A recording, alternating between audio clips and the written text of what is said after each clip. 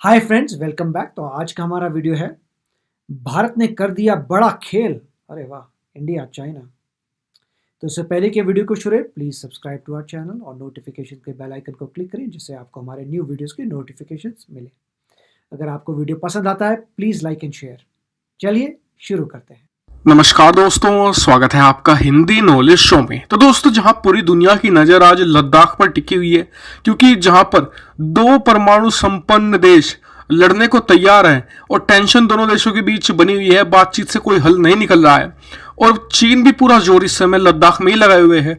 ऐसे में भारत ने चुपके से अरुणाचल प्रदेश में कुछ ऐसा कर दिया है कि चीन को आप कह सकते हैं कि 440 का या 880 वोल्ट का झटका लग गया है, क्योंकि चीन को उम्मीद नहीं थी कि जो काम अब से 3-4 साल पहले चीन क्या करता था, अब वो काम भारत कर रहा है। दरअसल भारत ने अरुणाचल प्रदेश में ही एक ऐसी जमीन कब्जा ली है परमानेंट तौर पर, जिसको लेकर कभी भारत और चीन के बीच में 8 महीने तक दोनों देशों की सेनाएं आमने सामने खड़ी थी। उस जमीन पर भारत ने परमानेंट कब्जा कर लिया है और इतना ही नहीं, कब्जा करना एक बात है, भारत वहां पर भारी मात्रा में इंफ्रास्ट्रक्चर खड़ा करने वाला है, ताकि अगर जिस तरीके से लद्दाख में चीन ने किया है, अगर पूरे नॉर्थ ईस्ट में चीन ऐसा करता है तो वहीं से केंद्र बनाकर चीन को मुंह तोड़ जवाब दिया जा सके और पीपल लिबरेशन आर्मी चीन की इसे पीछे धकेल दिया जा सके।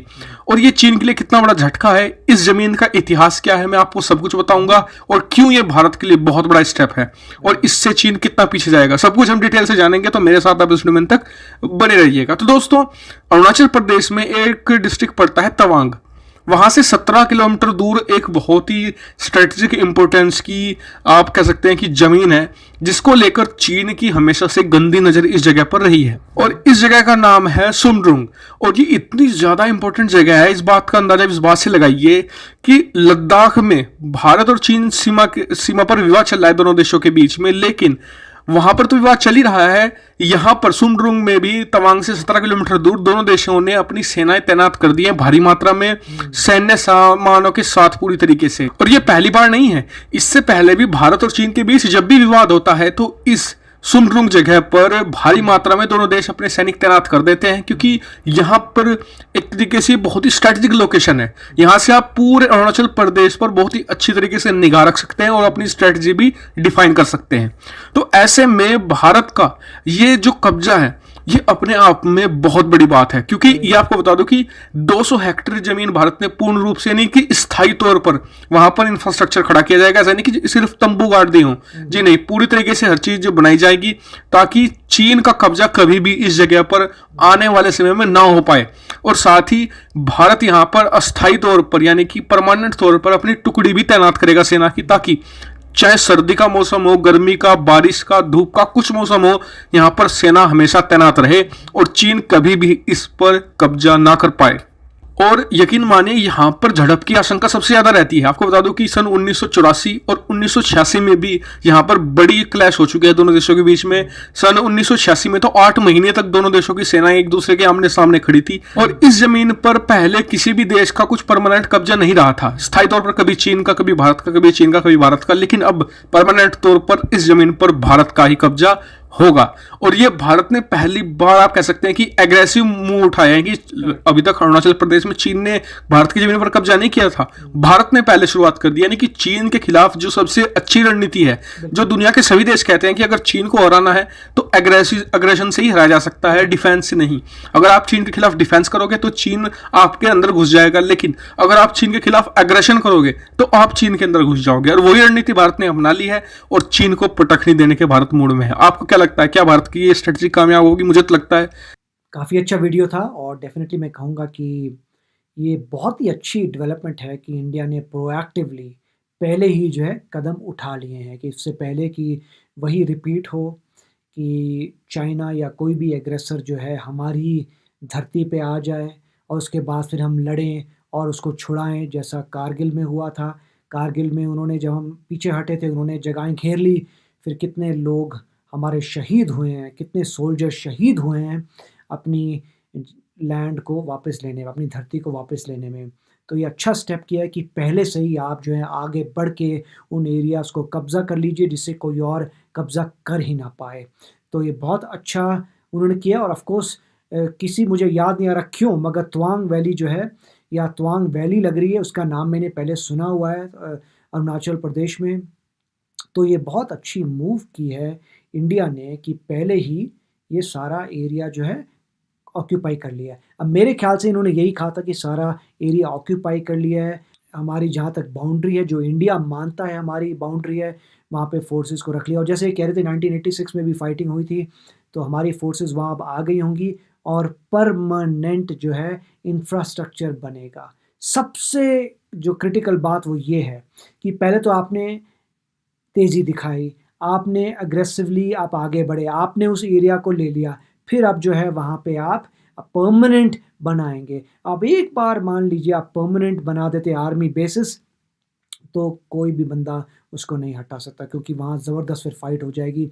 और परमानेंट आप बना दीजिए। प्लस मैं कहूँगा कि यहाँ पे सिटीज़ भी डेवलप करनी पड़ेंगी, कि आपको एरियाज़ ऑक्यूपाई करने पड़ेंगे, सिटीज़ डेवलप करनी पड़ेंगी और टूरिज़्म को लाना पड़ेगा, इंटरनेशनल टूरिस्ट को। आइए, ये हमारी सिटी है अरुणाचल प्रदेश में, जितनी दुनिया जब आती है तो दुनिया यही कहेगी कि भाई हमें तो पता है कि अरुणाचल प्रदेश जो है इंडिया का पार्ट ही, हम तो इस सिटी में रह चुके हैं, हम तो उस सिटी में रह चुके हैं, ये सारी सिटियाँ अरुणाचल प्रदेश में हैं। तो इससे भी फ़र्क पड़ता है, यूनाइटेड नेशंस के लोग आएंगे, दुनिया भर के लोग आ सकते हैं कि आप आइए रहिए, हमारा एरिया है, ये टूरिस्ट स्पॉट्स हैं। और दूसरी बात यह है कि अगर वहाँ पे परमानेंट रोड्स जा रही हैं, परमानेंट मतलब हॉस्पिटल्स बन रहे हैं, वहाँ पे घर बन रहे हैं, सब काइंड ऑफ इलेक्ट्रिसिटी आ रही है, पानी आ रहा है, वहाँ पे वाईफाई चालू हो गया, ये सब चीज़ें जो मिनिमम ह्यूमन बींग्स को चाहिए आजकल के ज़माने में, वो सब आ जाती हैं। तब तो ये अगर आप बस गए तो बस गए, अगर आप उस एरिया में पूरी हमारी जो देशवासी हैं वहाँ बस जाते हैं तो ख़त्म, फिर हमारा पार्ट हो गया। और क्योंकि ये वेकेंट पड़े हैं, ऐसा नहीं है कि हमने उनको हटाया है, वेकेंट पड़े थे तो हमने ले लिया। और हम तो बहुत पहले से क्लेम कर रहे हैं कि हमारी बाउंड्री है, तो हम अपनी बाउंड्री में ही हैं। तो पॉइंट तो यही है ना कि जब भी टॉक्स होती हैं चाइना और इंडिया में या किसी भी कंट्री में, तो हम हर बंदा जो है अपने मैप्स शेयर करता है। वो बोलता है कि देखिए ये मेरा मैप है और मेरे मैप के अकॉर्डिंग ये मेरी बाउंड्री है। दूसरे लोग अपने शेयर करते हैं मैप्स की, ये हमारा मैप है और हमारी ये बाउंड्री है। तो इंडिया ने क्लियर किया हुआ है कि हमारी बाउंड्री क्या है, और उस बाउंड्री में अगर हम लोग अपनी सिटीज़ बनाते हैं, हम लोग जाके वहाँ रुकते हैं, तो हमने बहुत अच्छा काम किया। स्पेशली क्यों? क्योंकि जब हमारे लोग जो हैं वहाँ पे उन्होंने पकड़ लिए थे, जब वो वापस आए थे तो वो कह रहे थे कि उन लोगों ने, चाइना ने ये बोला था कि तुम लोग कहाँ के हो? तो जब हम इंडिया के लोगों ने कहा कि हम अरुणाचल प्रदेश में हैं, तो उन्होंने कहा था कि हमें पता नहीं अरुणाचल प्रदेश क्या है, वो तो साउथ तिब्बत है जी। तो ये देख के पूरे वर्ल्ड को जो है, मैं कहूँगा एटलीस्ट इंडियंस को शॉक लगा था कि वो लोग जो हैं अरुणाचल प्रदेश को कह रहे हैं कि ये उनका पार्ट है और ये साउथ तिब्बत है। और उसके बाद से मेरे ख्याल से गवर्नमेंट को भी लगा होगा कि ये बात सही नहीं है। तो बहुत ज़रूरी है कि आपको पूरा एरिया कवर करना है, अपनी आर्म्ड फोर्सेस को वहाँ आगे करना है। और इसीलिए जो है वो अगर वॉर होगी तो अरुणाचल प्रदेश में होगी, लद्दाख में होगी, तो मल्टीपल प्लेसेस पे वॉर हो सकती है। और इसीलिए आप देख रहे हैं कि कितनी सारी प्रिपरेशन जारी है, किस तरीके से नए मिसाइल्स आ रहे हैं। और हमने इकोनॉमिक भी जो काम चालू किया है, इकोनॉमिक की आत्मनिर्भर भारत का, और इकोनॉमिकली अपने जीडीपी बढ़ाने का, उनका जीडीपी कम करने का। मोदी जी ने मेरे ख्याल से ये भी कहा था कि दशहरा और दिवाली का सीज़न, दशहरा तो ख़त्म हो गया है और दिवाली का सीज़न आ रहा है, तो प्लीज़ आप लोकल वोकल को याद रखिएगा और लोकल चीज़ें ही खरीदिएगा। और ये बहुत ज़रूरी है इस समय कि हर हिंदुस्तानी को अपनी कंट्री के लिए लोकल ही चीज़ें खरीदनी चाहिए।